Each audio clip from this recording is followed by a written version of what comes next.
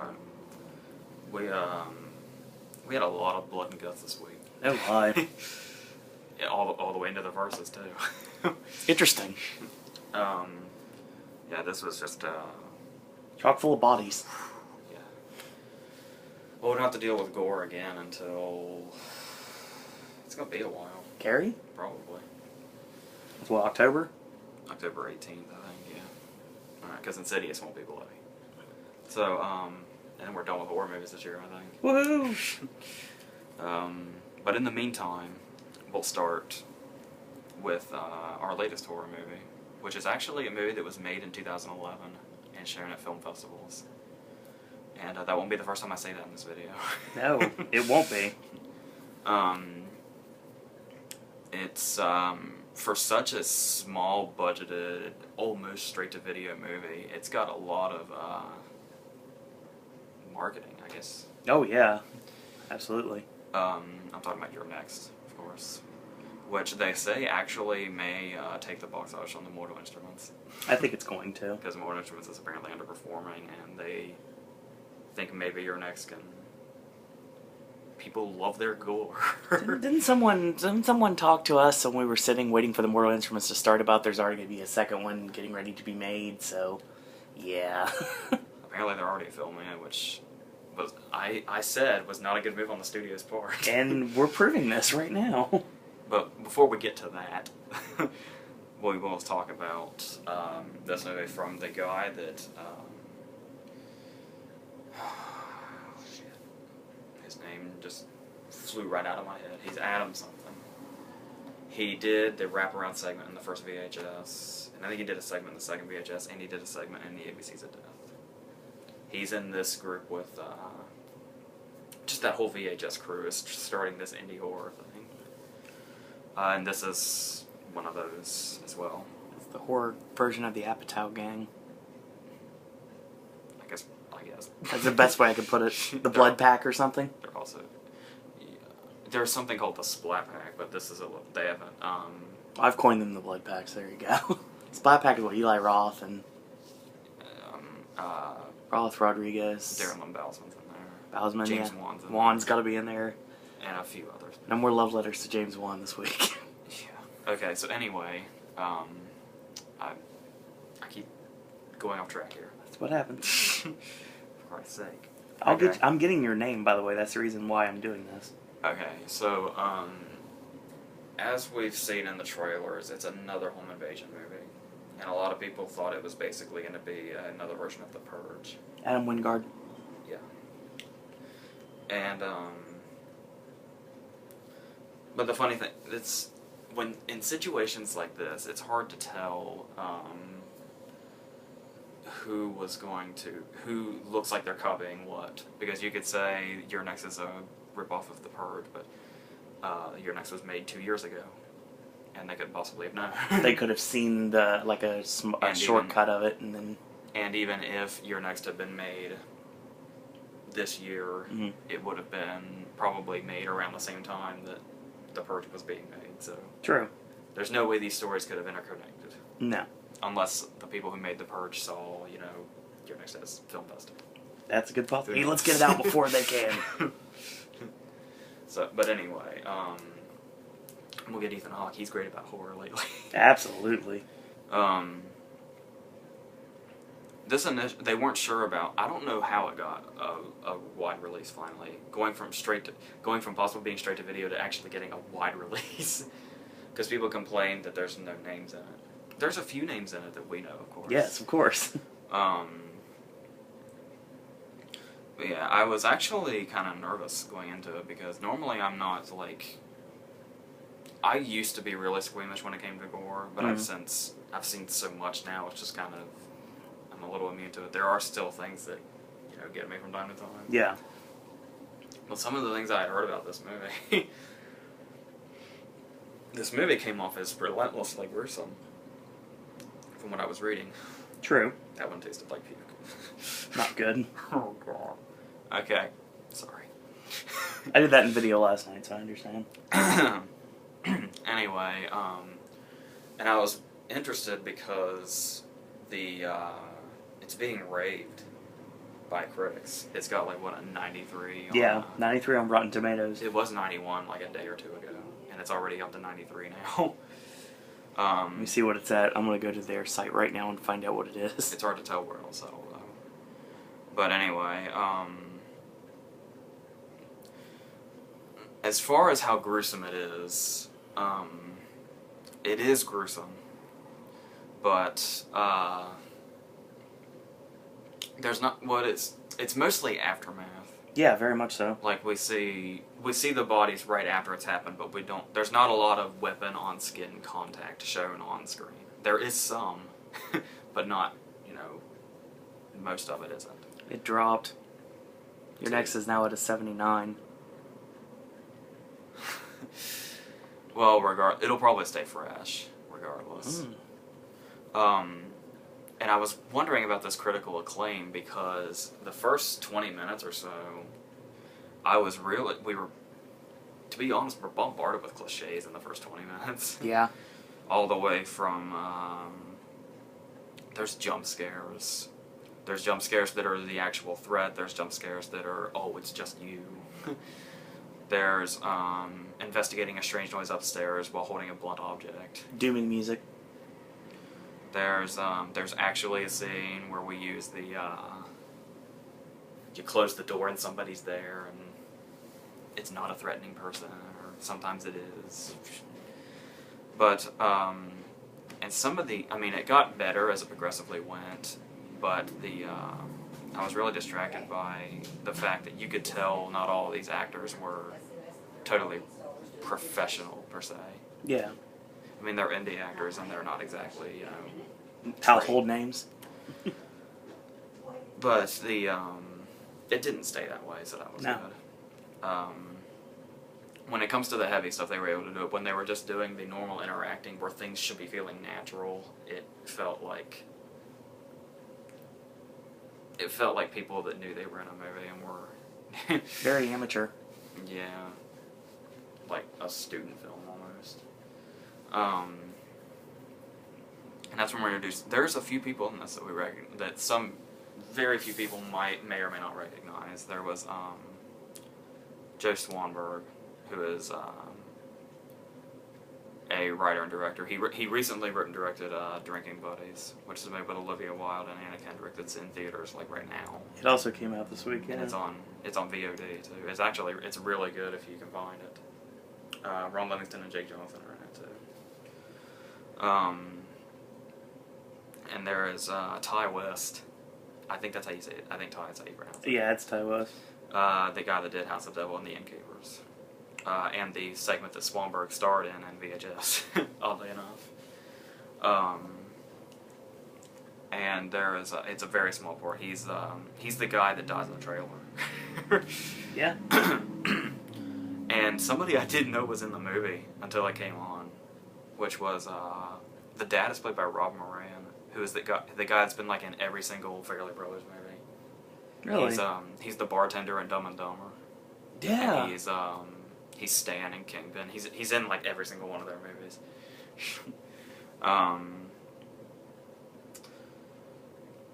No, there's speaking of the trailer, one thing that did disappoint me was I thought it was really, really effective that the song that's played on repeat in the trailer is Perfect Day by Lou Reed, which was... It's a famous song, but it was made even more famous when they used it for the scene where Ewan McGregor overdoses in Trainspotting. Yep. That's not the song they used in the movie, though. That's actually a song I didn't recognize. I have no idea who did it, what it's called. Working on that right now, actually. How old it is, I know nothing. And I don't think it was as effective. But I'm wondering why I don't know why they do that. Why they would choose to advertise it in one way and then it be another. Like the scene where they sing Get Low in the car in White Chicks, but then that wasn't the one they used in the movie, and that's how everybody knew that song at the time, so I don't know. Anyway, I went from talking about You're Next to White Chicks. Wow. Okay, anyway, now as far as why this movie is critically acclaimed, I can totally see it. Because once you get past the 20 minutes where they bombard you with cliches and bad acting and just amateur hour shit. It only takes 1 second for this movie to get really intense and really disturbing. And unpredictable, too. And there are some, I'm trying not to sway too much into spoiler territory, but there are some creative kills, and there's a particular scene that stands out. I won't say what happens, but let's just say, their plan is to have the girl stand at the back of the room, and then they're going to open the front doors, and she's going to just run out at full speed. Yeah. And it reminded me so much of the scene in Cabin in the Woods with Chris Hemsworth on the bike. The way they build it up like it's going to be this big badass moment, and it's just cut short immediately. Yeah. But once again, Your Next was made before Cabin in the Woods. Cabin in the Woods had been made, but it hadn't been released, so... Maybe they were, like, watching, like, rough cuts of these movies, so... What do you mean, like when Oliver Stone saw rough footage of Battleship and decided to cast Taylor Kitsch and Savages? The song in question is Looking for the Magic by the Dwight Twilley Band. I've never heard of it either, so... That's another disturbing scene. This isn't a spoiler. At the very beginning, their neighbors are killed. Yes. And what the killer does is he basically they keep the music on repeat, like you see in the trailer, and they set them up. The guy, I don't know what happened to the girl, but he sets the guy up on the couch so that people think they're still alive and still home. And it's awesome. It's creepy as fuck. Very much so. And there's when you think it's very cliche and, you know, just like, oh shit, another home invasion movie, it actually does a lot of original things too. Oh, definitely. Specifically, some people consider this a spoiler. I don't think it is. So just bear with me. It probably sounds like I'm just spoiling shit left and right, but this I don't think when you watch the actual movie, I don't think this stuff is spoiled. He's gonna hold a lot back. Trust me. The interesting thing is the big threatening killers that you see in the trailers with the animal masks. Mm-hmm. The thing that horror movies tend to do is they love making their killers really smart. Yeah. Which makes, you know, the victims easier to kill, and you can do all kinds of interesting things with that. The killers in the animal masks are dumb as shit. They're the wet bandits. In every single way possible, they are the wet bandits. And that's the thing, is it depends on your sense of humor. There was about 10 minutes left, and a woman got up and left, and never came back. Nope. Maybe she had somewhere to be, but I'd say most likely she was uncomfortable. Probably. Or had just given up on it. I don't know. But regardless, depending on your sense of humor, this movie is actually really funny, too. Yeah, I laughed a lot during this movie. Here's the thing, though, is they're this bickering family we see at the dinner table, which, you know, is an old cliche, of course. But the question is how you can use cliches to your advantage and make them work. True. And there are scenes, it probably sounds dumb when I describe it, but when you see it within the confines of the movie, you know what I mean. But while people are being killed left and right, like their family is just dying off, they're still bickering sometimes. And there's the Swanberg's character. The interesting thing that keeps going is Swanberg's character will not die. No. He gets shot with an arrow, and he's fine. He goes through most of the movie. He gets shot with an arrow again, and he's still going. And I won't say how that turns out, but... He's Will Ferrell in Austin Powers.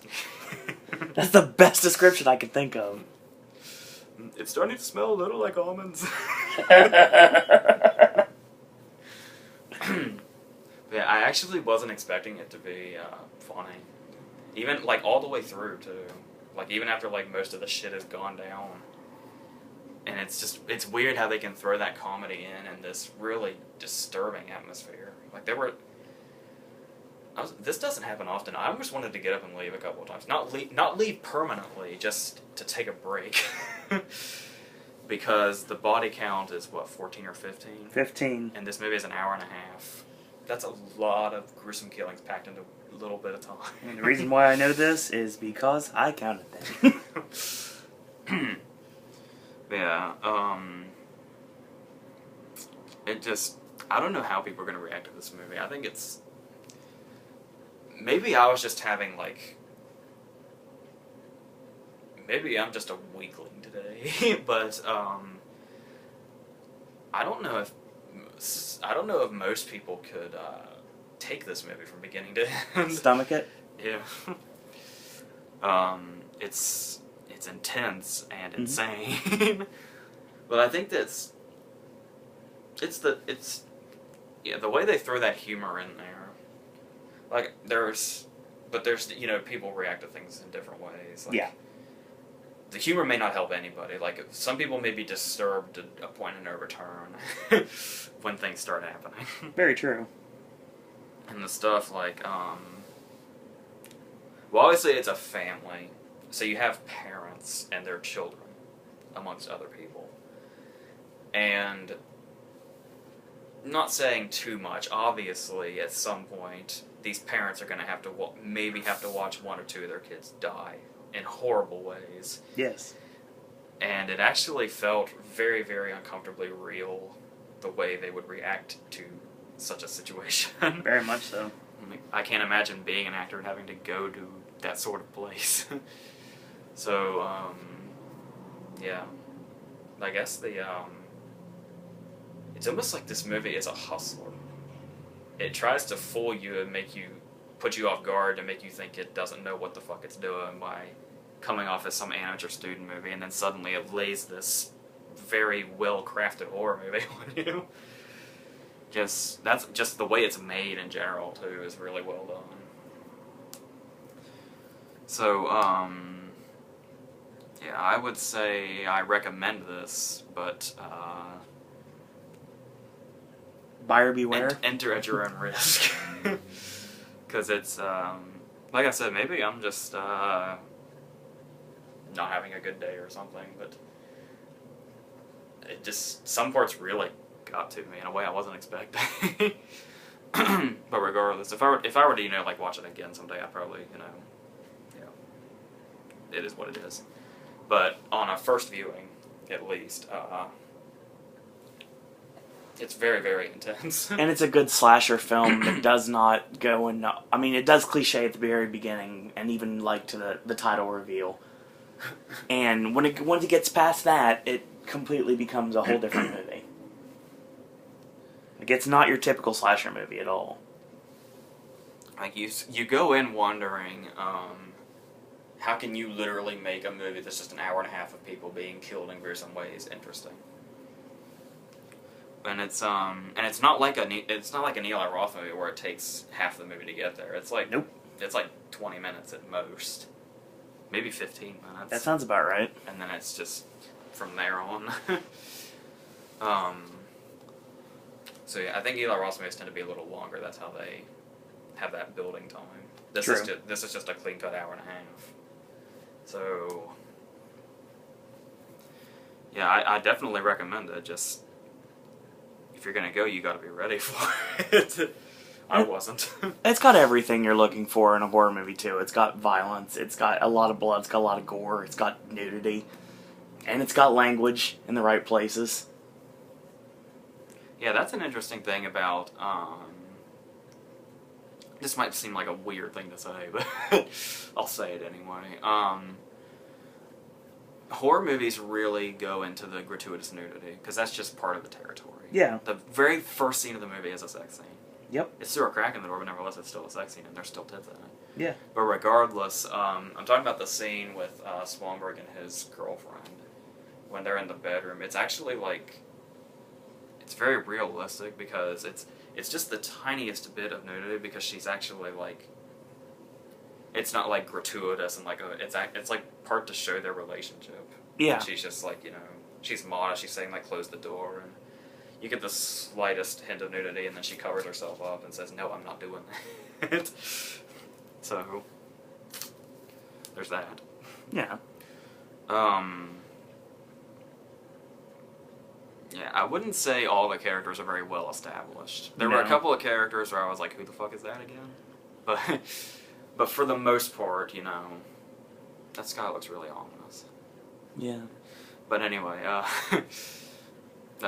I'm not I have attention problems today for some reason. We don't usually have the window open, so the window's open, and that's pretty much what you're staring into right now. So I can understand that.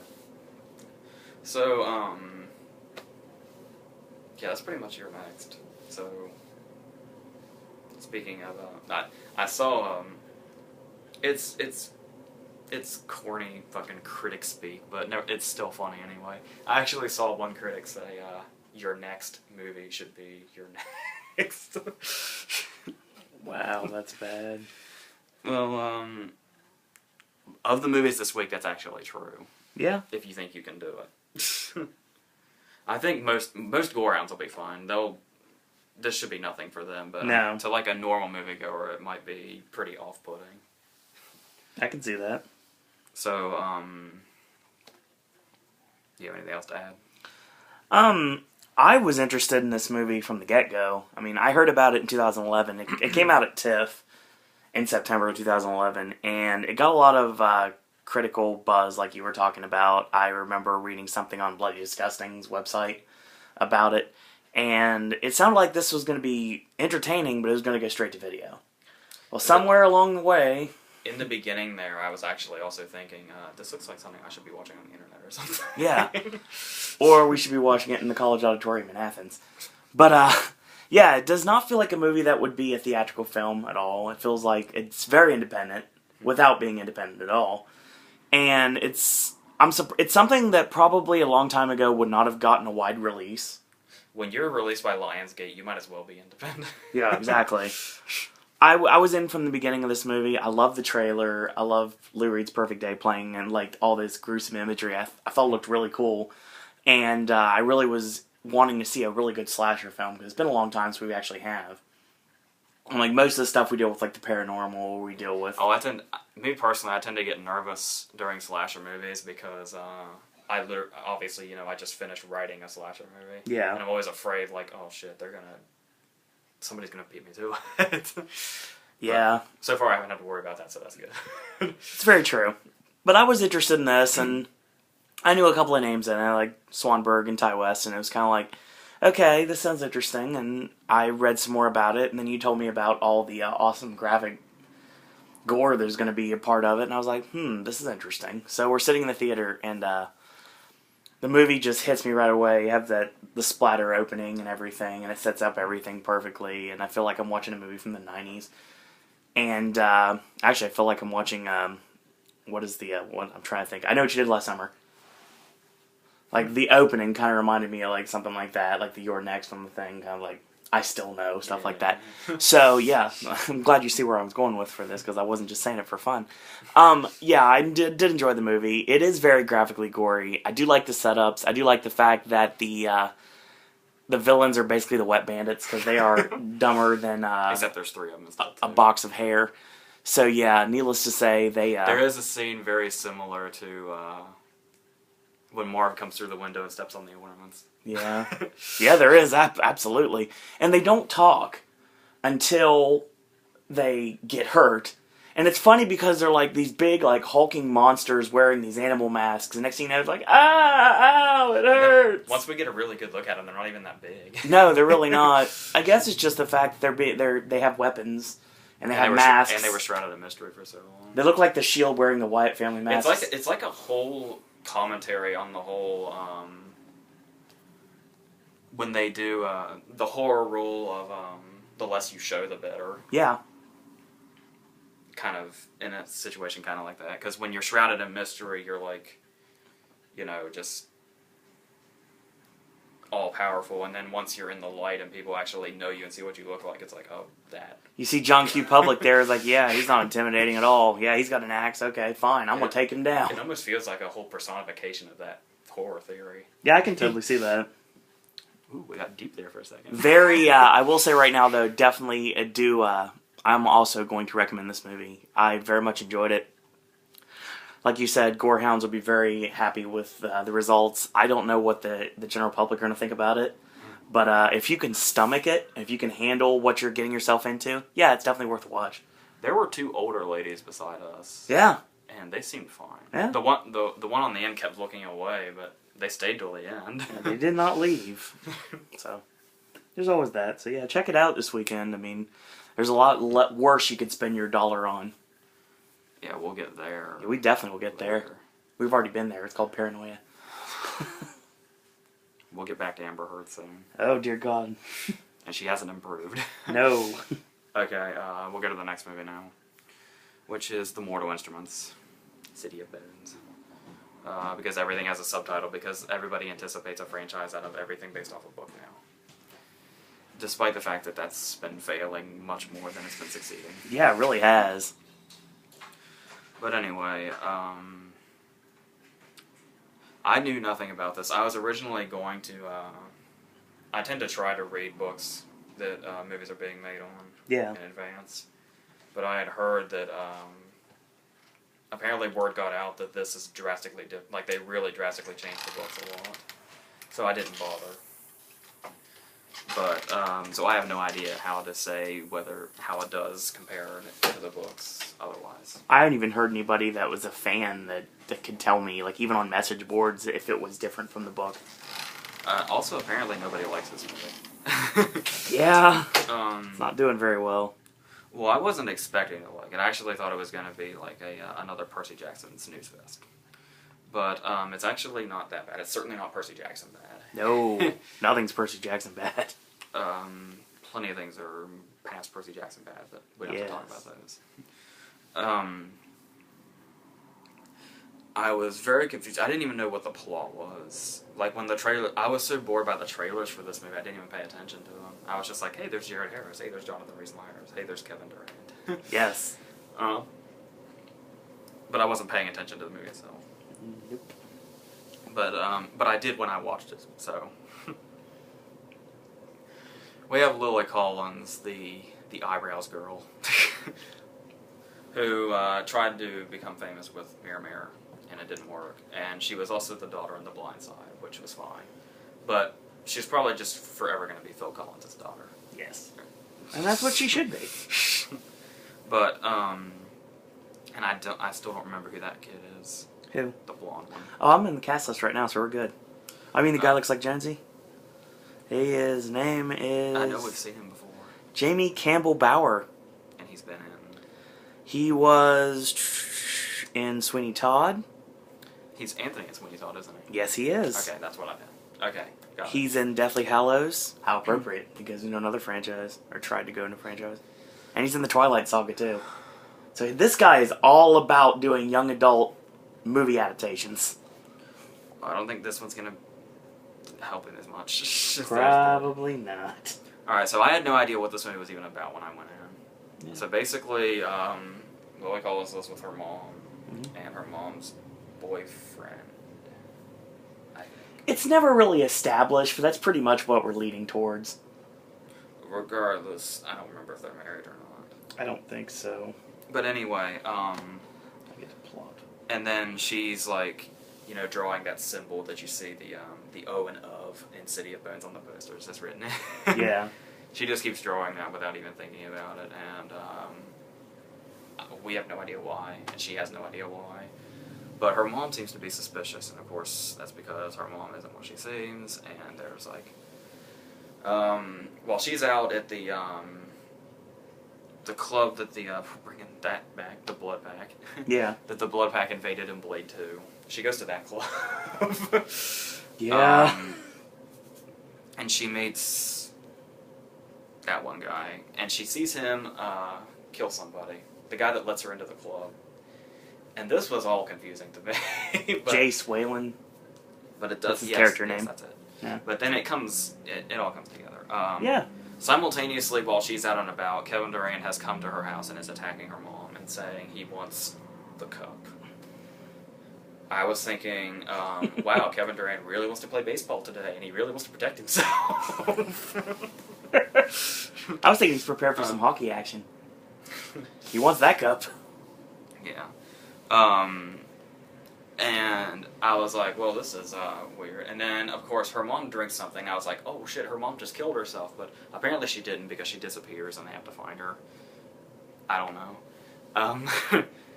And then there's this must be really fun for fans of the book to hear. I probably sound like a complete idiot.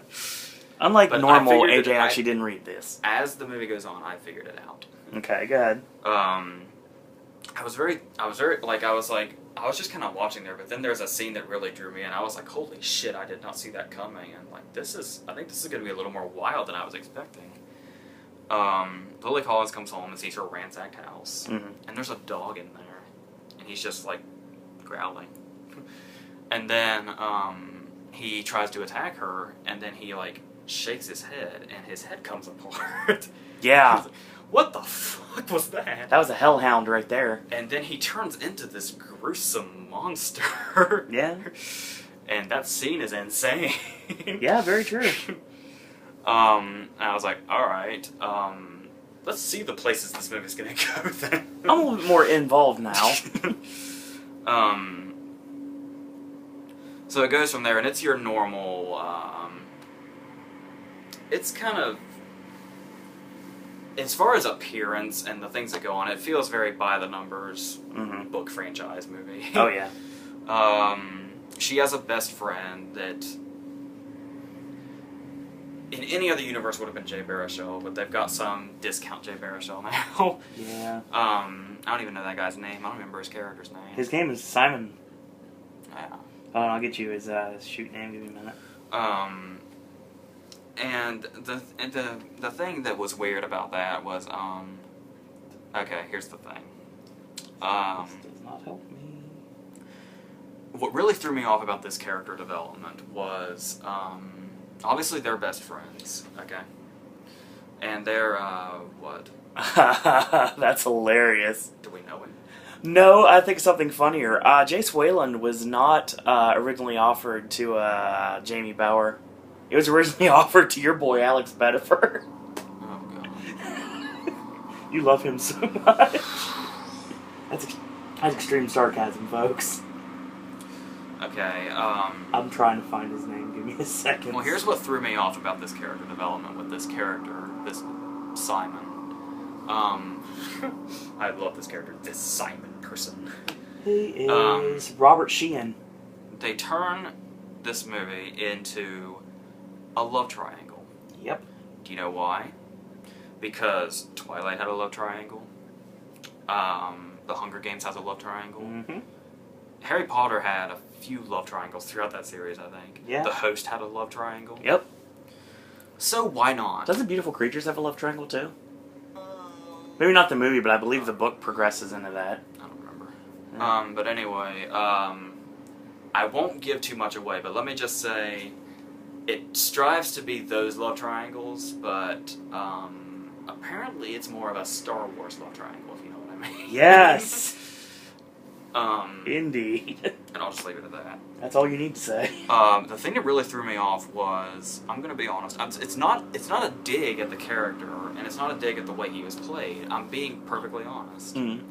That love triangle suddenly being thrown in really threw me for a loop, because I thought that character was gay. In no point in the entire movie did I get the hint that he was in love with her. The best friend's always in love with the girl. Or you know gay. That. Well, yeah. Or in some movies he pretends to be gay so he can get close to the girl. And he was really giving me that vibe. I didn't get that, but okay. I don't know. I guess it was just me, but I didn't see that coming. And it wasn't in a good like, oh, I didn't see that coming. That's very interesting. It was like, What? Why? Yeah. Because all the other cool kids are doing it. Regardless, there's all kinds of things in this movie. They bring vampires into it. They bring werewolves into it. They go down to the city. The City of Bones is like these guys that are like, it looks like the, not the show, but before the show there was a movie called Tales from the Crypt. Okay. There was like Creep Show before Creep Show. Got it. Where the characters go down into a crypt, and that's where they each have a story that's told about them. Okay. It looked like that crypt. All that build-up just to say it looked like that crypt. Yeah, it works. And there are these things that look like the engineers from Prometheus by way of Deadpool from X-Men Origins. Oh, God. D. Snyder in Strangeland. But I will say that the effects in this movie are good. Yeah. Most of them. Some of them look a little off, but most of them are pretty decent, especially for a movie like this. They're not Potter good or anything, but they're good. They're fine. They're passable. In a world of blockbusters with shitty effects, they look good. Yeah. Despite the fact that I will say, most people who know the Mortal Instruments probably don't even know this movie exists. This isn't a dig at the Mortal Instruments because it's not that bad. This guy looks much better now. It's not that bad. I'm just saying it looks like it, and it reminded me of it. I got a serious Dylan Dog vibe. Oh, God! That movie is really bad. The Mortal Instruments isn't bad. I'm just saying it gave me that... the look of it. I don't even want and the feel of it gave I don't me even that. want to remember that movie's existence. And there are some moments like, shit, I lost what I was saying. There's a really interesting, thing where, apparently to, to lure out the demons or something, you have to play a certain thing by Bach. Mm-hmm. And they have, obviously they're called shadow hunters. And they have these markings on them that say, that basically just comes with the job. Or whatever. We'll go with that. Apparently we learned the reason it's a Bach tune is because Bach was a shadow slayer. I just said the word now and forgot what it was. Shadow hunter. Hunter, yes. Anyway. So it's like Abraham Lincoln, he hunted vampires. That's the thing. History. We see this picture of Bach, yep. and you look at it, and he's got the markings on it. If you look really closely. God. Okay. And you have the thing. It got a little annoying, I guess, because it's. I mean, I know it tries to be unpredictable and all that. Yeah. Everything, but at the beginning of the movie, she's told to not trust anybody. True. That could not be more true. Yeah. You literally cannot trust a single soul in this movie. Nope. And that got a little redundant. Mm-hmm. It's like after a while, like every 10 to 15 minutes, it was like, oh, this person that was nice before isn't. Was that what's her name? From Game of Thrones? I don't even want to figure it out. I'm thinking Lena Headey is the mom.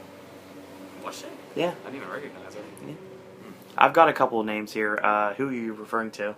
Just go down them. Well, we got Bauer, Collins, Sheehan, Kevin, Zeggers. Yes, the kid from Air Bud. Yep. Is in this. He is he's in their group, and he's like I guess you could say the loose cannon or something. Yeah, we'll go with that. Who else? Someone who's extremely busy, like the last 5 years, is Robert Millay. Who's that again? He was... Oh, I know him by the fact that he used to be Kurgan in the WWF back in the day. Oh, yeah. And he's also in, like, Sherlock Holmes. Who was he in the movie? He was one of the... God, what's his name? His character name is Samuel Blackwell. He's one of the heels. Okay. Of course. And, of course, you got Jared Harris, CCH Pounder. CCH Pounder, too. That's the one I was thinking you were looking for. Aiden Turner. Yes, she was, she's in a lot of things. She was in Face Off. She's the nun in Orphan. Mm-hmm. She has this flaw where she's basically Viola Davis in Beautiful Creatures. Yeah, exactly. Only not quite. But this movie also has, like I said, a lot of cliches that get tired. Like, there's even the, be quiet, you'll wake the dead comment. Yeah. And there's, they do the old joke with, before they go into CCH Pounder's apartment, she asks him to remove his weapons. And she's like, well, he doesn't have any weapons, and he just keeps taking them out. It's the old joke that was, like, in Last Action Hero on the roof. I remember from Hot Shots, actually. And The Dark Knight comes to mind, too, when they're emptying out his pockets, and it's just, like, a whole series of knives. Yeah. Whatever. But it's... This moves, and there's... Oh, good lord. Alright. It goes into, as if it wasn't enough of a cliche book series movie, we have this cliche... I don't even know if it was a love song. I wasn't listening to the lyrics. I just knew by the sound of it something romantic was going to happen. Yeah. And, like, the sprinklers come on, and they do the kiss, and they have to... That song was, like, written specifically for the movie just to be a kiss song. And, and I don't mean Gene Simmons. I mean... That was a joke. Fuck off. Yeah. There was fun. They more or less waste the good actors they have too. Like Kevin Durant's there just to be his normal bulky self that's there to tear rooms apart and scream. And Jared Harris is like it is funny that he's in this because his dad, Richard Harris, obviously is the original Dumbledore, the better Dumbledore. Yeah. And Jonathan Rhys-Meyers, who is the villain, who is the guy that wants he had the cup and then the cup was stolen from him, and he's like on a rampage to get it back. He's fine, and he's actually a really good actor. Despite most people just know him for his good looks and the Tudors, but yeah, he's like he did that made-for-TV Elvis movie and won a Golden Globe for it. But he's had some troubles in his real life, which is I would say is the reason he hasn't really taken off yet. True. But I think he could have. Yeah, I don't really have much to add. It's fine. Like I liked it better than I thought I would, and it's not painful or anything. There's a really funny thing that you said to me when we were sitting in the theater. Kevin Durant shows up on a subway. No, they go down into a subway. Goes to a subway, that's what I meant to say. And I was thinking, oh, they better, Kevin Durant does not show up. Yeah, if Kevin Durant shows up on a subway, that is not, you are going to have a bad time, is the right wording I want to use here. They didn't have any black people in their crew that I remember, so maybe he would have left them alone. Yeah, maybe. If people didn't hear about Fruitvale, they probably think I'm calling Kevin Durant racist. The apparently production will be starting on September 23rd, and Sigourney Weaver is joining the cast. For City of Ashes, which is the next one. There are 6 books according to this. They're not going to make 6 movies. There's no way. Hopefully... They really jumped the gun on the next one. September 23rd has some time. They could still cancel it. It's actually going to be released in 2014, so they're really rushing it to get out. That's when movies become sloppy. Unless you do them right. Catching Fire is gonna be just fine by the trailer, so. It's almost 2 years later, though. Because Yeah. the first Hunger Games came out in March, and this one's coming out in November. True. So it's pretty much 2 years.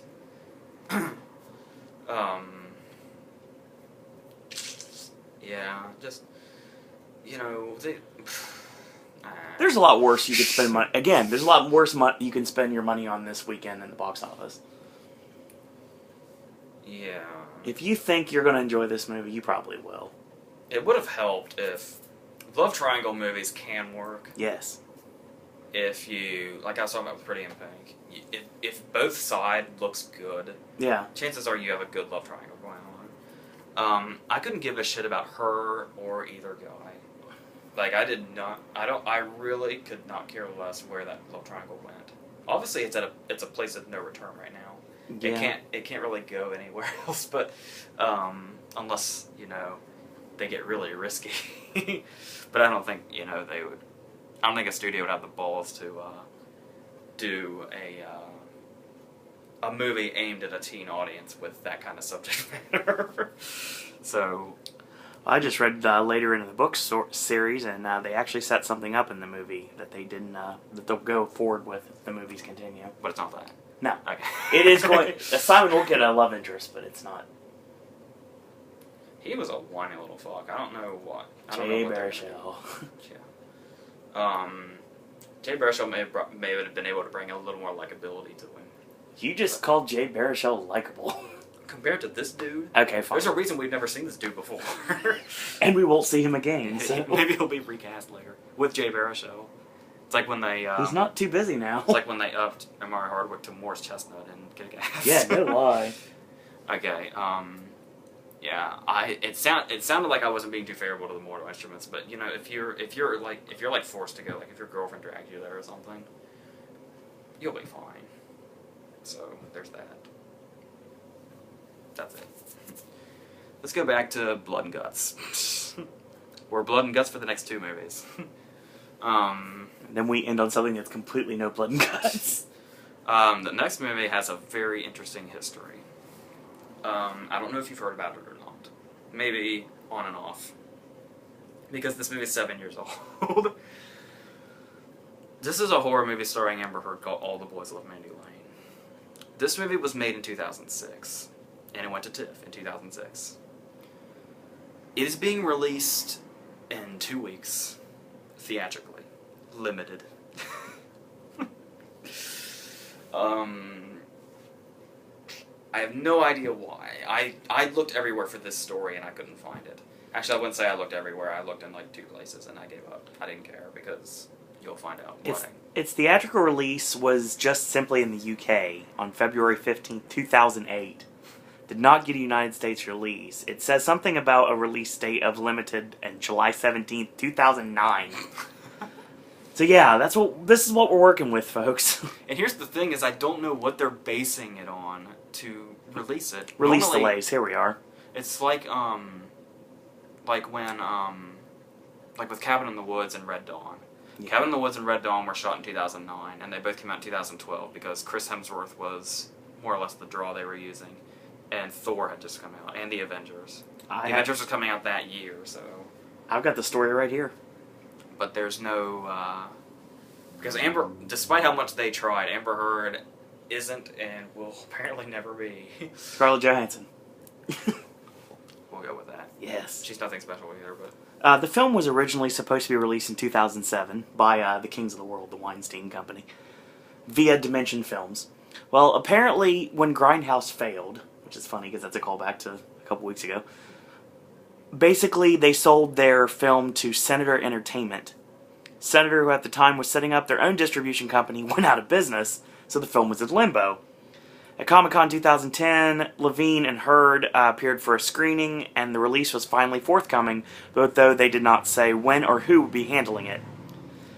In June 2013, it was announced the film would be released on demand September 6th and in theaters October 11th, some 7 years after its premiere at TIFF.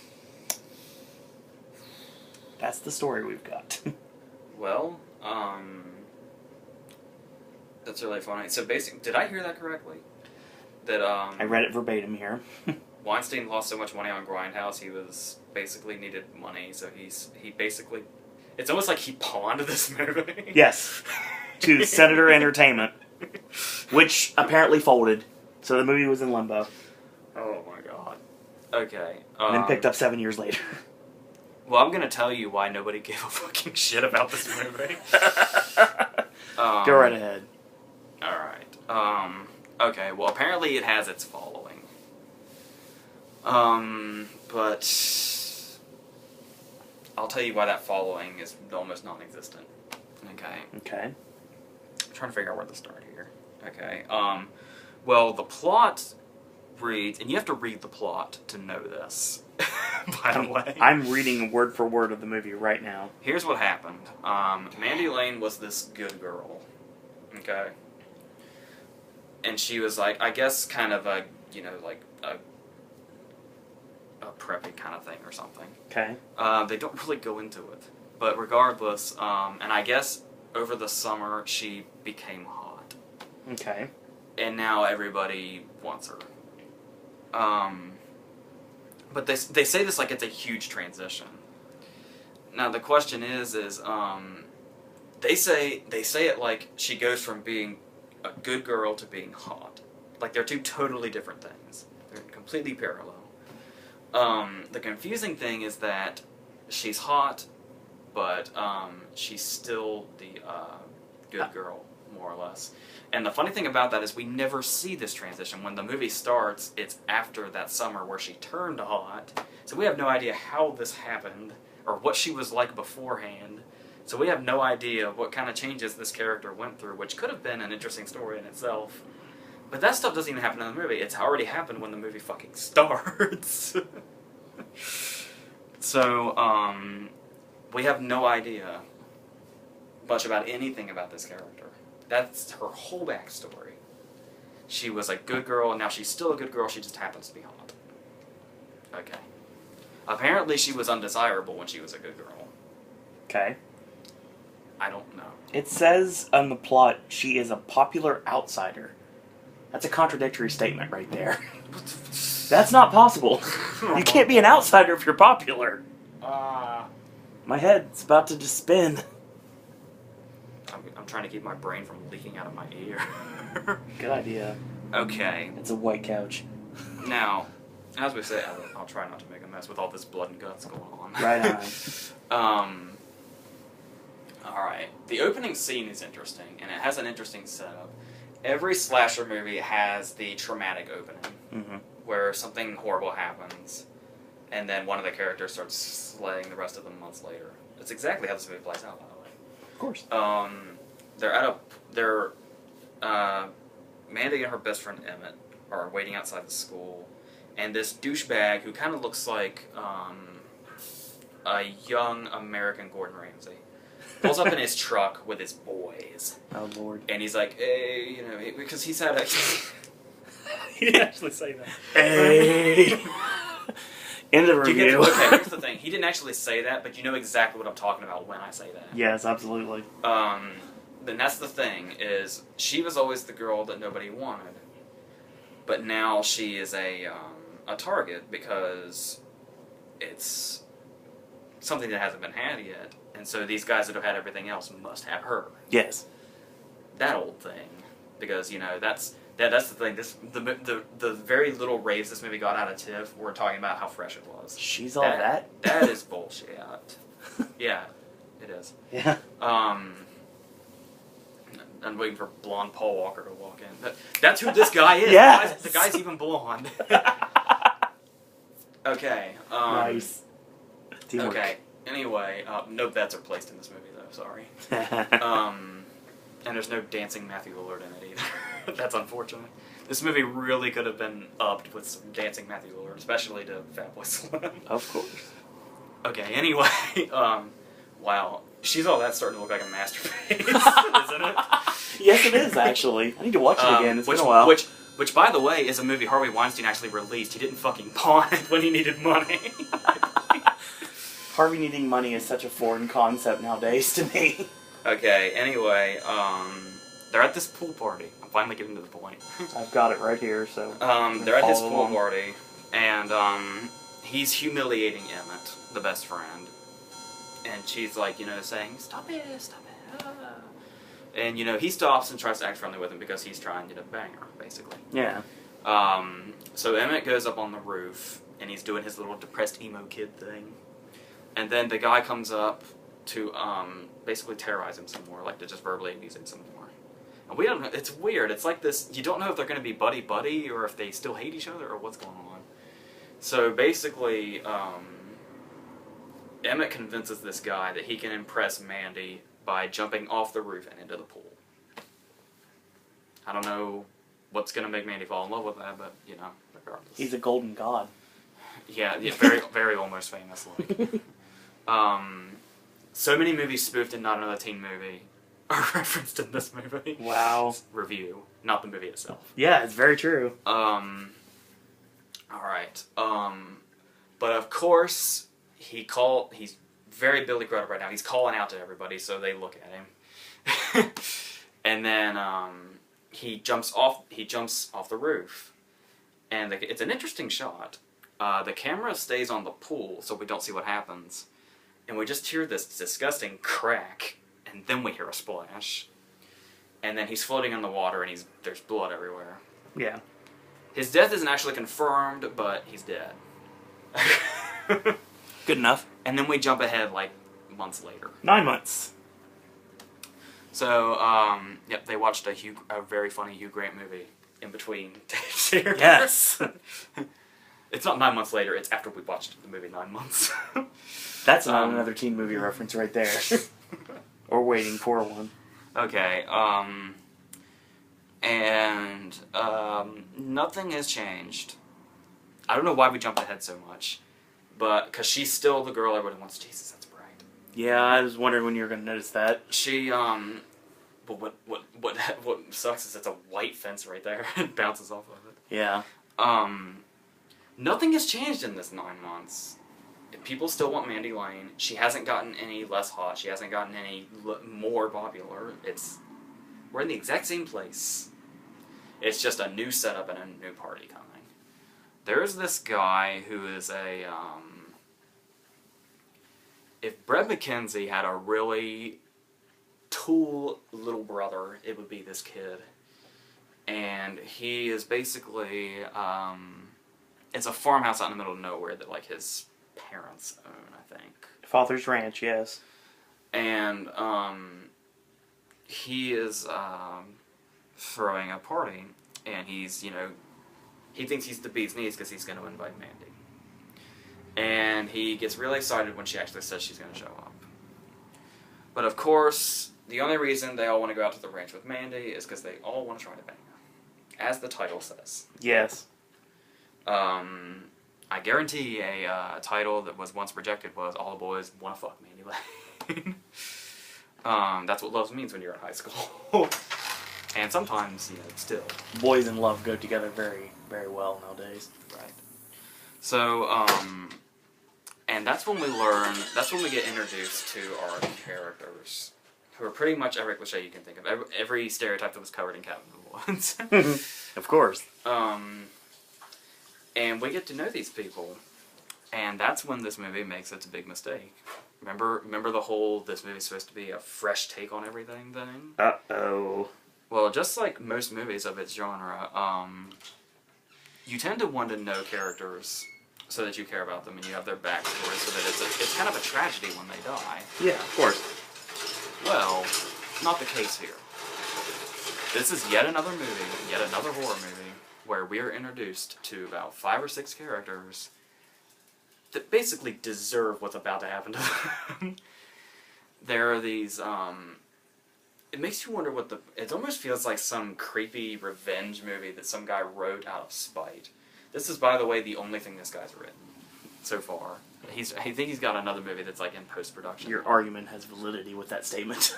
But think again, this movie was made in 2006. That means that he's got like one other movie on his resume that's just got done being made, which means this is his first movie he's made since 2006. That's how much of a failure this guy is. But the thing is, this movie basically exists as a whole revenge thing. You have all these mean and cruel people that are just going to die horrible deaths for the next hour and a half. And there doesn't really feel like much of a point to it. No. And they actually try, and they're the skanky girls that'll literally just fuck everything in sight. And even, like, there's a scene where they're, like, on their way to the ranch house, and she's, like, giving the dude a hand job under the map. And it's like, they're talking about when they get there, there's this ranch hand that works there, named Garth. I don't know why you're bringing my name up. And they keep talking about wanting to bang him for some reason, even though they've never met him before, just now. And he's kind of got a creepy vibe to him, too. And he's the only other guy there, by the way, where these people are being offed. So he looks suspicious as fuck. Of course. But anyway, it's just these disgusting characters. But then they do this. There's one character, and it's probably the most despicable of the characters. Kind of late in the movie, they actually try to make her seem human. Because through the whole movie, she's, she's shallow, and she's blonde. And yeah. She's, makes fun of other people's bodies and all that. Like, there's, one girl it's one of those girls that's not fat at all, and she doesn't think she's fat. But the girl basically convinces her that she is. This, of course, is a gratuitous locker room scene, by the way. Because, you can't have enough of those. Yep. Regardless, they actually try to make this girl seem human because of a couple of things. And it's very weird, but there is a scene where, obviously she thinks she has the perfect body, of course. But then, of course, there's a scene where she goes into her room by herself, and I guess this is some symbolism of this is her true self coming out. This shallow girl who's been making fun of everybody else, especially for their bodies, goes topless, and we learn that she's actually got those, I have no idea what they're called. It's what Shirley's had in Young Adult. Those things that, like, stick to you. Mm-hmm.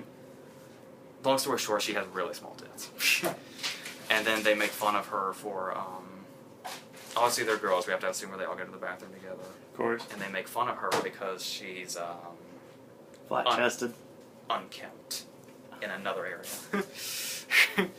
So, there's this scene where she's gone topless, and her real self is there, and she goes to the window, and Garth is outside, and she's basically showing herself off. And Garth just kind of keeps walking away in disgust, and it's like the first time she's been rejected. But by then, you don't really give a shit about this character to care that this breaks her heart. It's kind of a serve you right thing, and I don't know what, but she has the one tear, so it's like I think they actually want us to feel sorry for her. That's where the problem lies. And then of course there's also the scene where she,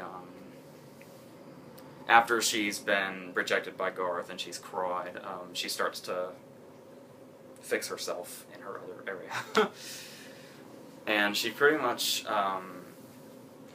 not the way she was for the rest of the movie because of that. Like I said, by then it's maybe if they had like established this and if they had maybe given us hints earlier that she's a semi-human character, it would have been effective. Yeah.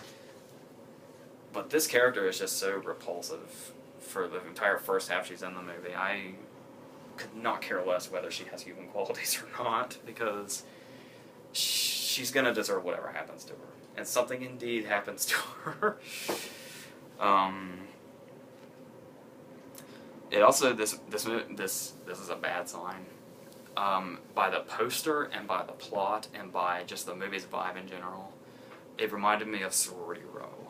Oh, wow. And that movie just blows about as bad as a horror movie can blow. Yeah, it was terrible. They're about on the same page. Oh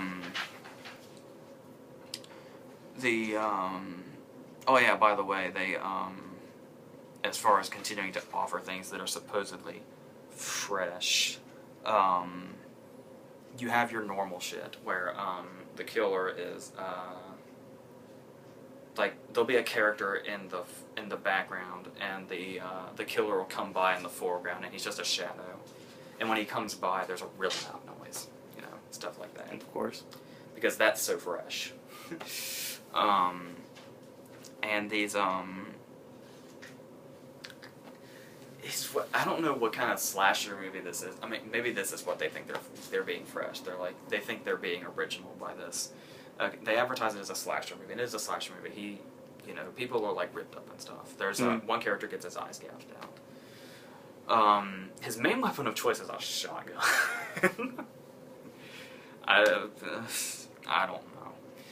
know. Whatever.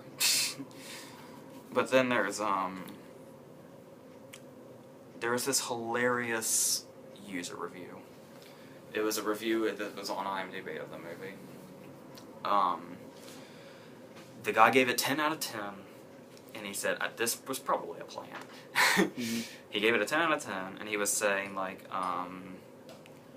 these are people, to really watch, and these people are going to be future stars, and he lists the cast. And, like I said, the only person in the cast that wasn't Amber Heard that I recognized was, the guy that played the Bloody Stranger in The Purge is in it. That's the only thing I know that guy for, by the way. And they say, they said they left and they couldn't stop talking about it, and how it's like, it's going to be the movie that horror movies strive to be and all that, and I seriously think that had to have been a joke. Amber Heard is just as bland here as they said. I don't know why they think, okay, she's good looking, of course, but they make Mandy Lane out to be this, otherworldly beauty, and I don't think that's what Amber Heard has. And even if she can't, usually by way of movie magic you can figure that out. But it was just Amber Heard. Kind of like the opening of The Stepfather, how you focus on one person, that's it. The camera in The Stepfather loved Amber Heard. Yes. The camera in The Stepfather loved Amber Heard more than the audience did, for sure. Yes. There was one thing that review got right. even if the cast and the writers of this movie more or less dropped off the face of the earth, the director is a somebody. You probably don't know him by name, but you do know him. He's Jonathan Levine. He's the director of The Whackness, 50/50, and Warm Bodies. Warm Bodies. So needless to say, he has a good. I thought The Whackness was overrated, but 50/50 and Warm Bodies are really good. Yes, very much so. So the guy. This was his first movie, obviously. So yeah, I don't like. I just can't. I just can't fathom what people were thinking with, like I said, with the Chris Hemsworth thing. People tend to have, a ground when they decide to finally release something that's been on the shelf for a while. I don't know what exactly they think is pushing this movie that couldn't have pushed it a year or two ago. And why they feel the need to do it theatrically when it would be probably much cheaper and easier on them just to go straight to video, which is where it should be. I wouldn't even bother with that. Just send it to VOD. Just on a side note, I would like to mention that I did some reading, and apparently the farmhouse that was used in the movie has a history. Okay. For starters, apparently Hilary Duff's family used to own it. Nice. And apparently it was, there was a girl that lived in the house that died of asphyxiation, and supposedly she haunted it. And I guess the casting crew, would say they would see a girl in a white dress in the barn and shit when they were on set. And obviously I've never believed that stuff, and I'm pretty sure that's hey, how convenient for shooting a horror movie. Let's tell people scary stories about what could have happened on the set. It's like the Exorcist theories. Yeah. There is two interesting things that this movie does that I guess could be why people consider it fresh and original. The movie is about an hour 25. Less than an hour into the movie, we know who the killer is. Yeah. And he's very unceremoniously revealed, and it's pretty obvious. I'm not sure, but you might, be expected to know him the whole time. I couldn't tell if it was supposed to be a big reveal, or if it was just something, we were supposed to know. I couldn't tell. But then there is actually a twist later that, admittedly, I didn't really... I suppose it's kind of clever that they don't really... Because they introduced the killer so early, you're kind of not really thinking about the fact that there could be another twist. And there is. And I was like, well, I actually, wasn't thinking about that. That's interesting. But once we get past the twist, the rest of it is still ridiculous and dumb, and it kind of... I'll go ahead and say this because it's probably not too much of a spoiler because hardly anybody's ever seen this movie. The twist basically turns the movie into Murder by Numbers. That movie with Sandra Bullock and Ryan Gosling. I'll just leave that at that. It's just one of those movies where you can tell it really thinks it's all that. And it thinks they're really under the impression they're doing something edgy and, big and scary and risky, but it's the same old shit. And it's even the stuff that I mentioned doesn't make it feel fresh or original at all. So yeah, that's all I can really say about that one. I was about to ask you if you had anything to add, but of course you don't, because you had the very great fortune of not seeing it. All right. I did have the great fortune of seeing this next one, though. All right. Let's continue with our horror thing. This is a movie that showed up at Sundance that people were very curious about when they heard what it was. It's Robert Bengar and Thomas Lennon, the guys who created Reno 911. And they made a spoof of exorcism movies. Basically Rosemary's Baby. Yep. Called Hell Baby. And it's... okay. Alright.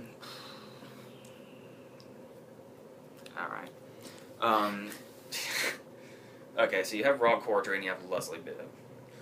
And they are this couple. They're already married. Yes. Okay. And she is pregnant with twins. Yep. And they're moving into this house that has a bunch of nicknames that mainly stem from the fact that there was a lot of murders in the house. Yes. And they keep seeing things. And they're, he's not necessarily a neighbor, but he, there's a guy played by Keegan-Michael Key who is a hilarious comedian that basically lives in their house. Like, literally lives in their house. Yes. He's basically telling them all the, horror stories about the house. Yeah, like there was... It's kind of funny. He's got a really good way of delivery, which helps this movie in its depths. It's bad depths. Like, he's doing the whole thing where, you know, you tell them the horror stories behind the house, and they're like, oh my god, and they're like, but that was years ago. And they're like, oh, actually, when I said a long time ago, I actually meant, you know, just months. And he's like, oh, you know, many months ago somebody was coding. I was like, no, it's more like 3 months, or no, more like 2 months, but pretty recently.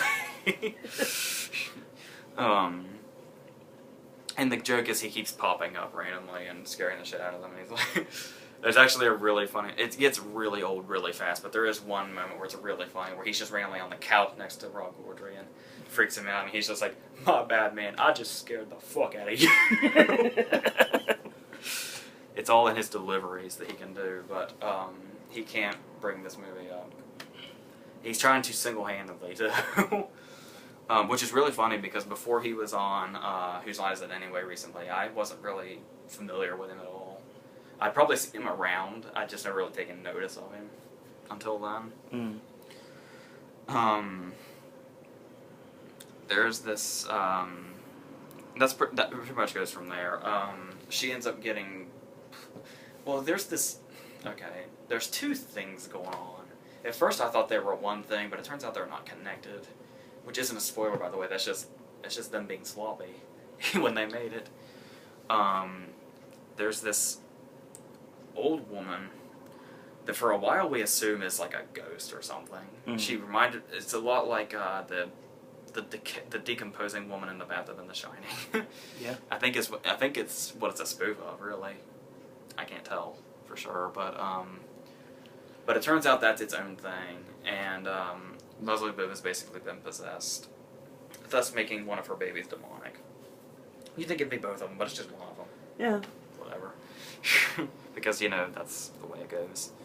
And then there's, we see her, like, you know, drinking blood whenever she gets the chance, and there's this disgusting scene where she's, like, scrubbing her fingernails, and to the point that her fingers are bleeding, and it's very Black Swan-like, almost. Yeah.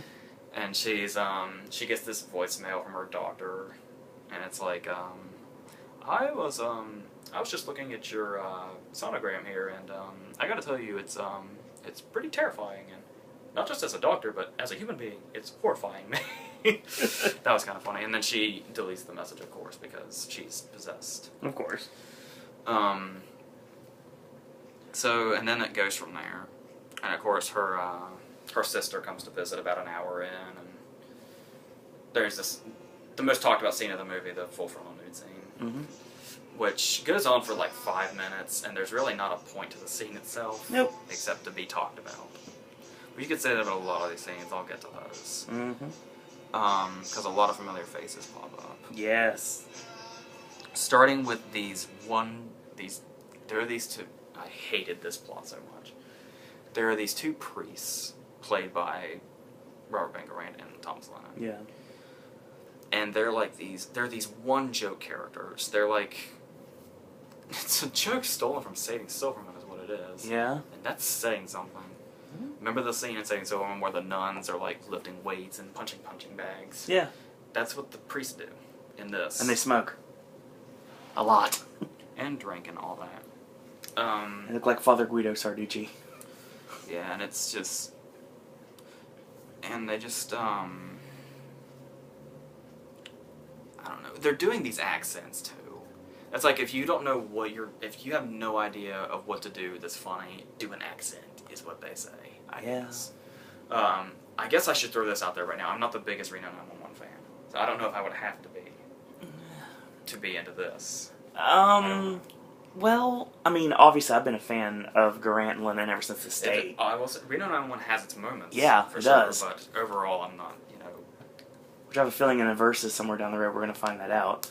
But no, I'm a big fan of the state, and definitely want it to get released on DVD someday. Hopefully, the red tape goes through, and it will. And I like Lennon and Grant. I like them in pretty much everything they do. They try in this. It's just not there. I disagree. As far as them trying. Them trying? I think this movie's really lazy and really cheap. I mean, I suppose it had Laziness, they can still be trying and they still be lazy, though. I suppose it had to be cheap because it's an indie movie. Very indie. But regardless, it felt really lazy. There's a few running jokes that are there for no reason. There's one that comes back at the end, but by then it's like, really that, fuck it. There's this running joke it wasn't even funny the first time, and they used it like 5 times. There's this running joke for some reason where Cordy's trying to fix this lamp, and every time he touches it, he shocks himself. Yep. And they use that joke the whole movie. Yeah.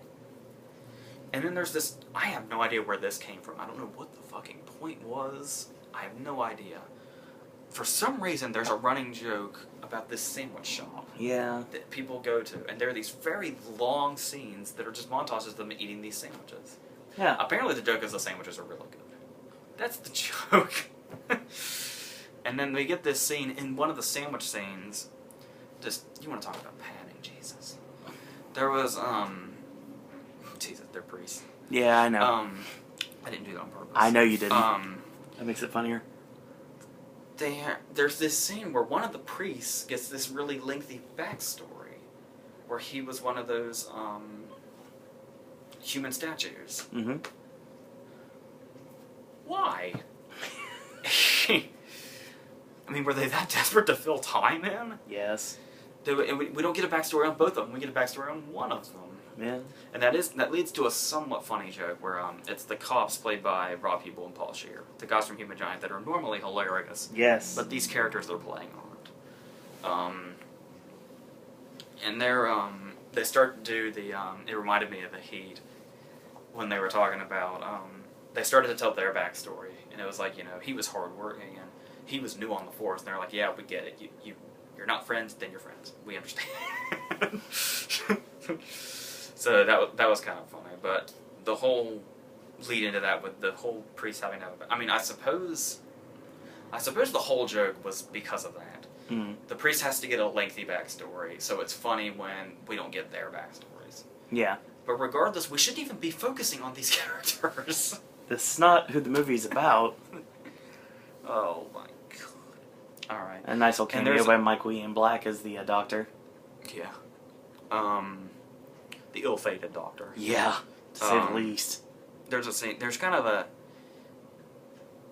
subtle joke in there. I forget exactly what it was.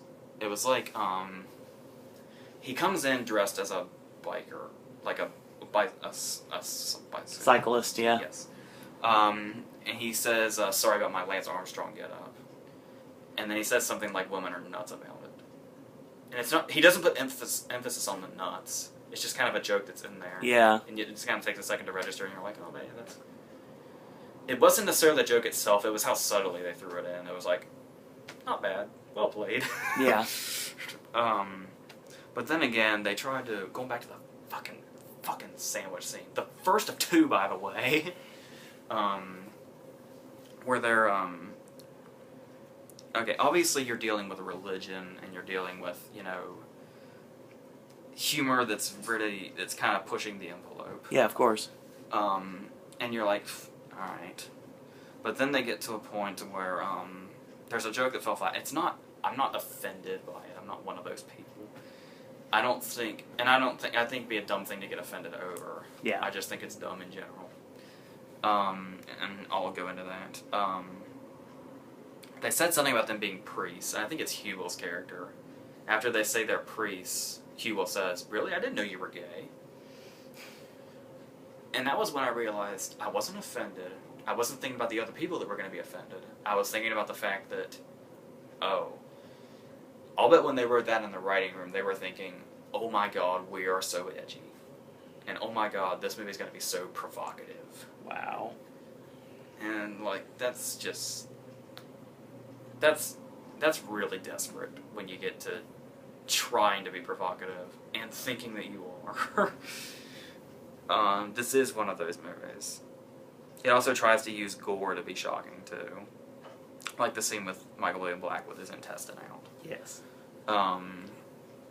That just didn't... And for that old woman I was talking about earlier, that's, by the way, is played by a guy, and you can tell. Mm-hmm. And that's supposed to be funny. And it is naked. But it's obviously, you know, a bodysuit of some kind. It's... I don't know. They were trying to be... That goes back to the full frontal scene, too. Apparently that was the actress's idea. But regardless, it all goes back to we just want to be talked about and provocative. Whatever. And I watched this right before I watched A Much Ado About Nothing, so it was really funny to seeing these back to back. And here's the thing. Roger, I hate to say this because he was just warming up to me. I didn't like him at first. Then I saw a few more of his movies and I was like, alright, this guy's alright. Mm. He's back on the list again. Yeah. I don't know how much is his fault and how much is the director's fault, though. I'd say directors is plural. Yeah. The big problem with this movie that just kept bothering me over and over again was Rob Corddry. And here's the reason why. I'm gonna pull out Ebert here. Okay. That's how much I'm digging into this. Right on. Ebert had this theory about comedy.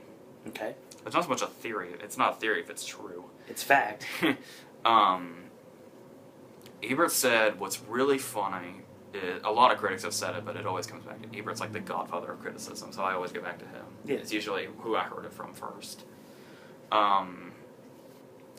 He was talking about how the secret to comedy, the secret to people being in funny situations, is to play it totally seriously. To make sure the characters don't act like they're in a comedy. That's what Leslie Nielsen mastered with The Naked Gun and Airplane. Absolutely. Leslie Nielsen, when people see like Forbidden Planet or Creepshow or some of the other lesser known movies he was in, people are shocked to see that Leslie Nielsen was a serious actor. Mm-hmm. But the thing is in Airplane and Naked Gun, he's doing serious acting. Yeah. In a comedic situation, and that's what makes it so great. Exactly. Corddry here overplays everything. Mm-hmm. From the very first comedic situation to the very last, Corddry is running around screaming. Like, here's the thing. I'm no comedy expert or anything, but I'm just saying, wouldn't it have been funnier if, the way the scene plays out is they have all their boxes that they just moved in with, mm-hmm. and Corddry leaves the house or something, and then he comes back in, and the boxes are all stacked very neatly. And he looks at them and goes, "What the fuck?" And then the scene ends. Yeah.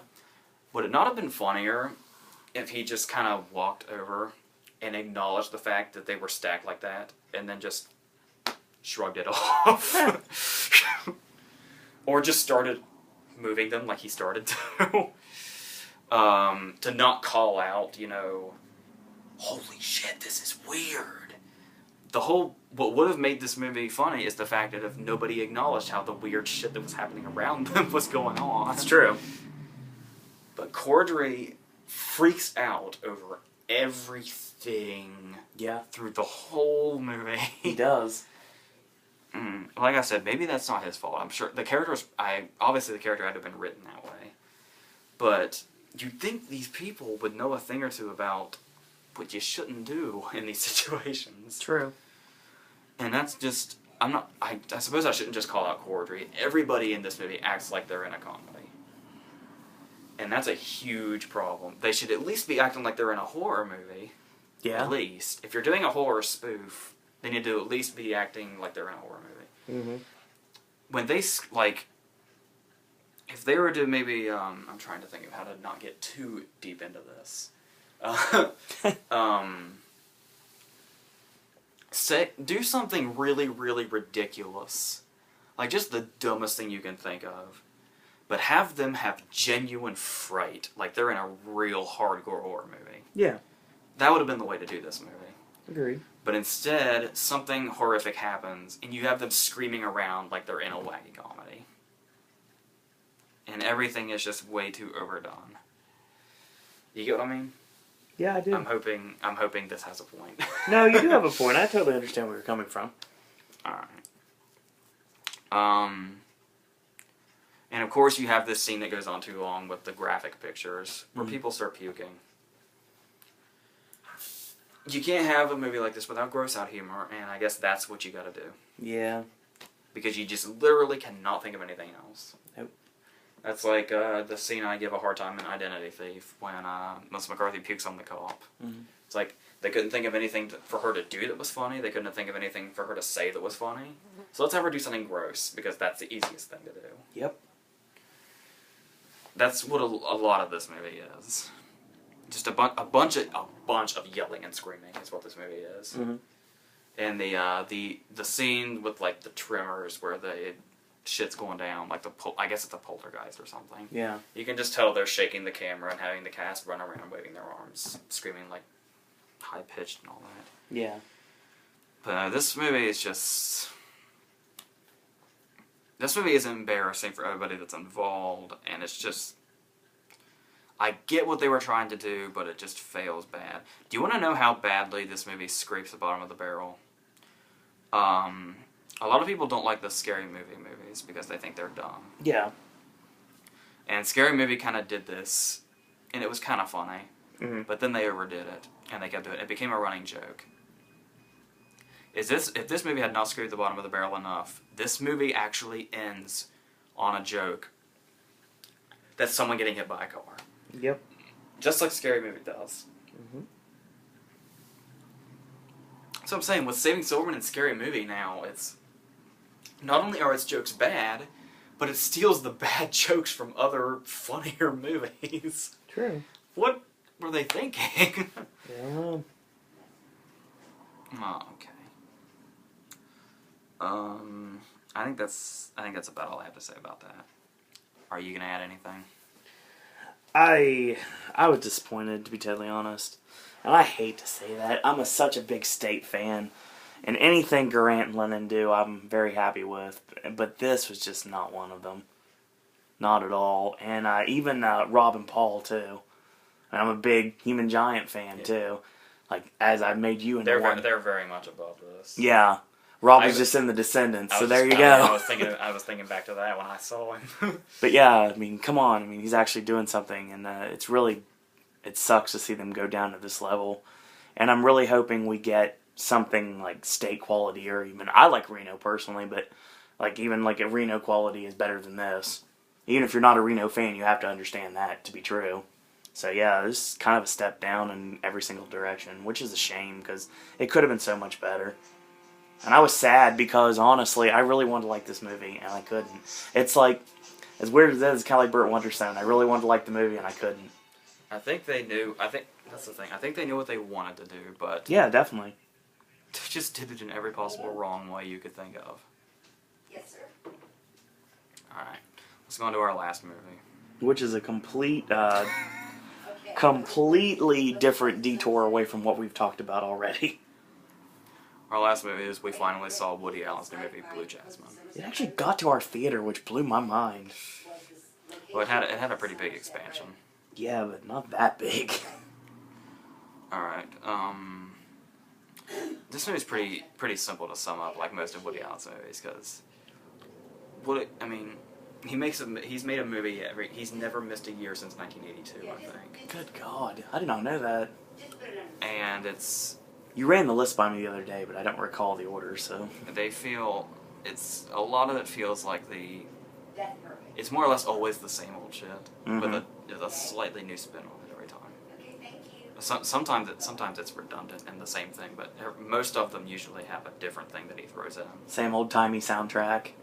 A lot of the same camera shots. Those credits never get old, though. Oh, no, they don't. And seeing those actually not having in my own theater was really awesome. Well, anyway, the star of this one is been getting a lot of attention. Oh, yeah. There are people saying that Kate Blanchett is going to actually win the Oscar, let alone be nominated. which is a stretch to say this early. Yeah. But because people love to, the award season, it's kind of dull when you don't really have much else to go on. So Yeah. whenever movies come out, even if they're way too early, people love throwing Oscar buzz in them just to get excited. Yeah, exactly. But I'm sure she'll have some competition. I'm sure She'll get. I would say she's a lock for nomination. But this is definitely a much more this fly. I know, it's driving me nuts too. This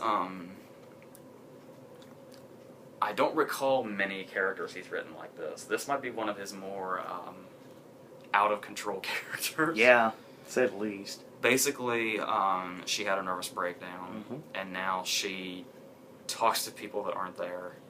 Very angry. Like, she screams in public at people that are not there. Yep.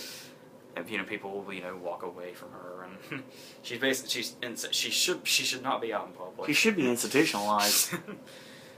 But the thing was she was married to Alec Baldwin, and Alec Baldwin got arrested on these big charges and lost people a lot of money and committed suicide in prison, and that's when she lost her mind.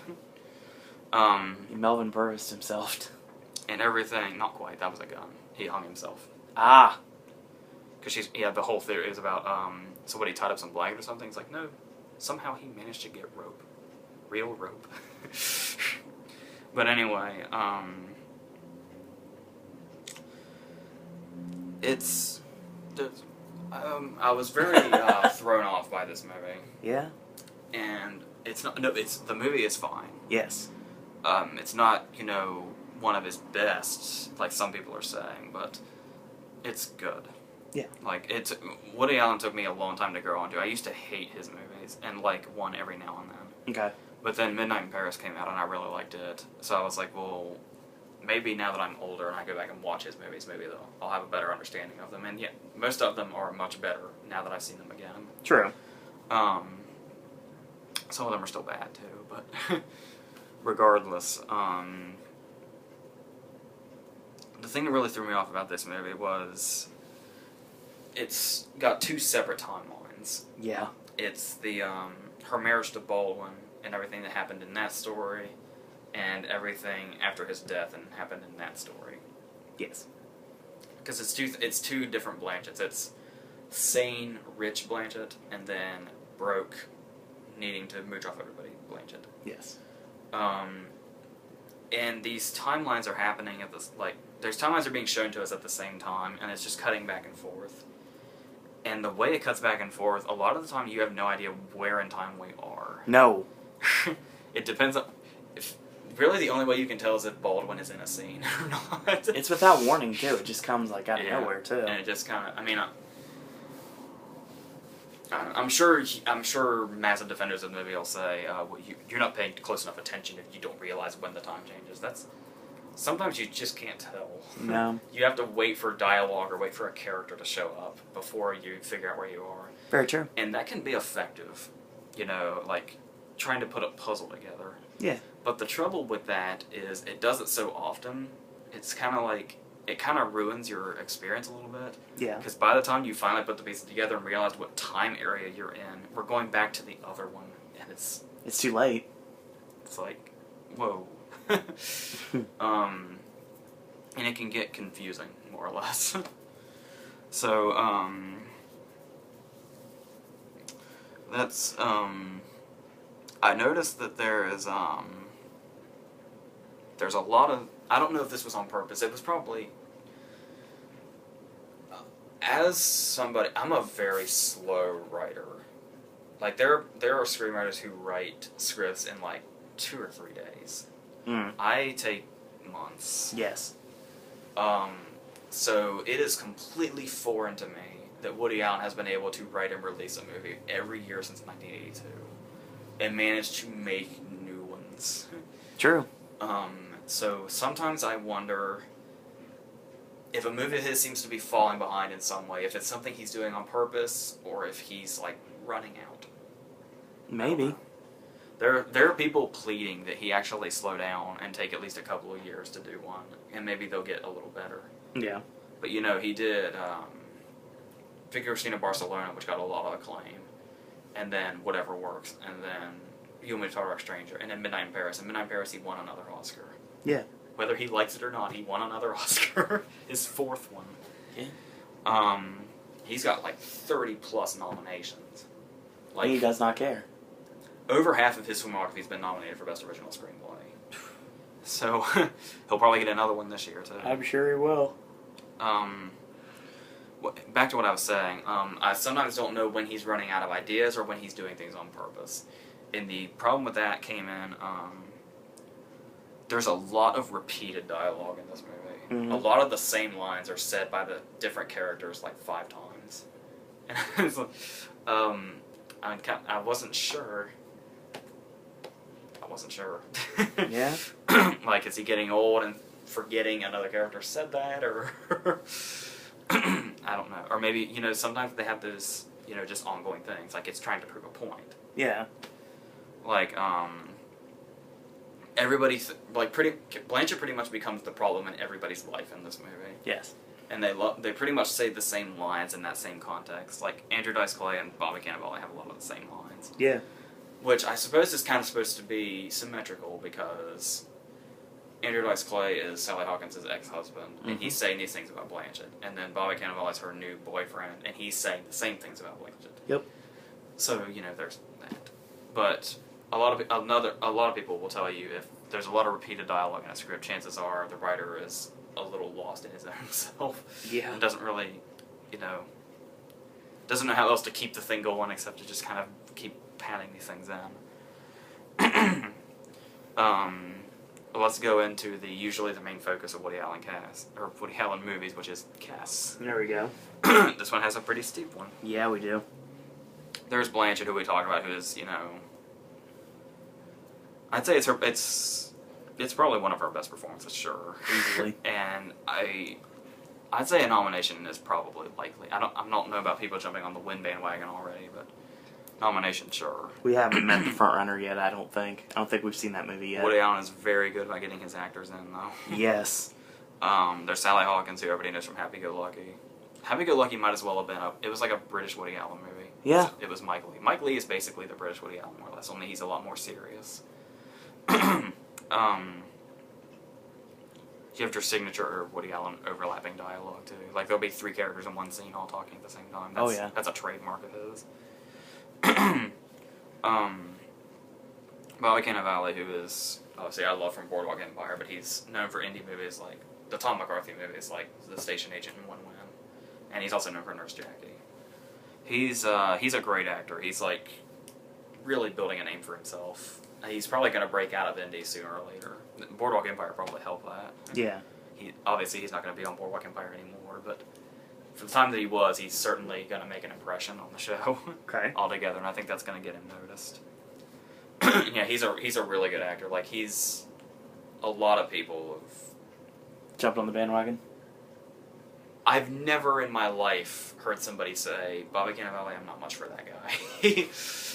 It's usually the exact opposite, actually. Yeah. There's Andrew Dice Clay, who gives one of the better performances of the movie. I figured he would be like just some kind of like walk-on character. No. And he just kind of delivers some one-liners and then he's gone. But pretty much almost all his scenes are dramatic. Dice Man can act. This is like one of 3 movies he was actually in. Yeah. He was the bouncer in Pretty in Pink, where he basically played himself. They even called him the Dice Man.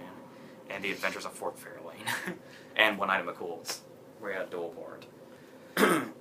He is in a lot more than that. Good God.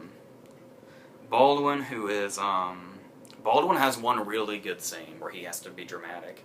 But for the most part, he's smooth-talking Baldwin. Yeah. Which he could do in his sleep. Which, is fine. I'd watch Baldwin play Jack Donaghy every day. Yes, you would. There's a creepy dentist played by Michael Stuhlbarg. He's hilarious. There's a brief segment where Blanchett tries to get a job in a dentist's office. She has a job in a dentist's office. Yeah, she's a dental assistant. And he's basically trying to win her over. Yep. But he does not know the proper way to go about doing that. Nope. And that ends horribly. It got my favorite laugh of the movie, though. It involves the line, "Have you ever gotten high on nitrous oxide?" Alden Ehrenreich, who is the kid from Beautiful Creatures. He was Yes. also in Stoker, who was really good in that. He is he's Baldwin's son, and he's got 2 scenes, and they're drama scenes, or no, they're 3 scenes. But Yes. you know, I think he's. I really liked him in Beautiful Creatures. I was like, I can't wait to see this kid in other movies. He reminds me a lot of a younger Emil Hirsch. That's hard to say because Emil Hirsch is, you know, still young. Yeah. Peter Sarsgaard, who basically plays the possible silver lining in Blanche's life. Yep. He's got a weird thing going on with his hair, and he's kind of Yeah, I was trying to figure out what he looked like because he reminded me of somebody, but I couldn't put my finger on because it. he's Peter Sarsgaard. You never know if his characters are going to be trustworthy. Yeah, exactly. This guy is, Very much so. and he's there. You know, it's raining, Yeah. and he's you know, there. I'm sorry, I've been so distracted by the window. Don't worry, it'll be gone next week. I just see everything. I know. There's been like 3 weather changes since. Because we started the video. And lastly, there's Louis C.K., who is disappointingly not in the movie very much, and he doesn't really get to do anything either. No. He is basically what's really interesting. Not to give too much away. Like I said, it's a spoiler if you've seen the movie. It's very interesting that the Louis C.K. scenes are around the Sarsgaard scenes, because there's something going on with Louis C.K. that is similar to Sarsgaard's character in An Education. So it's very interesting. They're in kind of the same area of the movie. You just compared Sally Hawkins to Carey Mulligan. So My heart is broken. But I love Sally Hawkins in this movie. I really did. The question is you can never. I wasn't sure. It's been a while since. I don't think Woody Allen's had a straight drama since Match Point. Probably not. And Woody Allen's movies Woody Allen's dramas can go to really dark places. Yeah. Like Match Point went to a really dark place. Cassandra's Dream went to a really dark place. And some of his older ones probably. I haven't seen his whole filmography yet, but I'm getting there. This one is. There's some parts where you can't tell if it's awkward comedy or drama. Yeah. But it could be both. It's supposed to be both. But yeah, this movie doesn't go to the dark places per se that something like Match Point or Cassandra's Dream does. But I hope this isn't giving too much away, but the movie really has a downer ending, really. Very much so. And which is reminiscent of his more. It's like the Purple Rose of Caira's downer ending. That is a downer ending. Yeah, it was a little confusing. It was a little confusing not knowing what was going on with the timeline all the time, and not knowing specifically what genre this was in. True. Because you didn't know whether to laugh or not. It felt a little uneven in that sense. True. But it's fine. If you're a Woody Allen fan, it's definitely Woody Allen for sure. All the performances are top notch too. Yeah. Like I said, I really, really enjoyed Sally Hawkins in this movie. Yeah. But for me, the Dice Man not just because I grew up on Andrew Dice Clay, but when it comes down to it, he is very powerful in his scenes. Like his money scene at the end. You know what I'm talking about. His money scene at the end. I mean, I was like literally I got up out of my chair and I was like, "This is awesome." I was like, well, our next Woody adventure once again is next year because that's the way it works. Yep. It's a movie starring Colin Firth and Emma Stone. that intrigues me. And he always keeps his plots really secret. Like we don't find them out till like the last minute. And supposedly right now he's writing to make up for Louis C.K. not having much to do in this movie. Apparently Woody Allen is in the process right now of writing a buddy movie that's going to star him and Louis C.K. That would be amazing. That should be fun to look forward to. It'll be set in 1930s France. That's all we know right now. The Colin Firth one. Yes. Colin Firth fits Woody Allen. It'll be interesting to see how that happens. Yeah, I totally agree. And Emma Stone has her red hair back. I'm so happy. Well, of course. Such a relief. Alright, so, I think that wraps up this video. Okay, so next week is going to be another really random mixed bag. For sure it's going to be Getaway. Yeah, Getaway is involved for sure. Then it could be anything.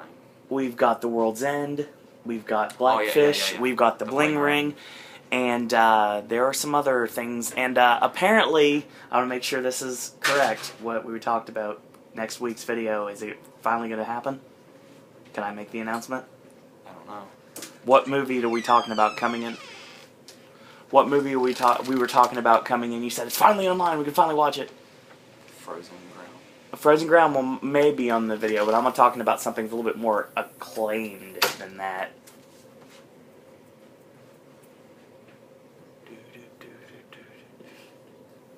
Really? Oh! Yes! Oh. Yes, yeah. So, coming to pop next week on AJ's Movie Reviews will be Sharknado. Yes! We're going to be talking about that, so yeah. So we've got a lot of stuff still to do. Summer of Tarantino actually going to wrap up next week. We got 2 more videos in the can. We got this one that's going to be shot in a few minutes, and then we also have the wrap up. We'll talk about the best of the best, and you get to rank your favorite Tarantino movies in order. And we got verses still to come, so the clue's 31 flavors. So there you go.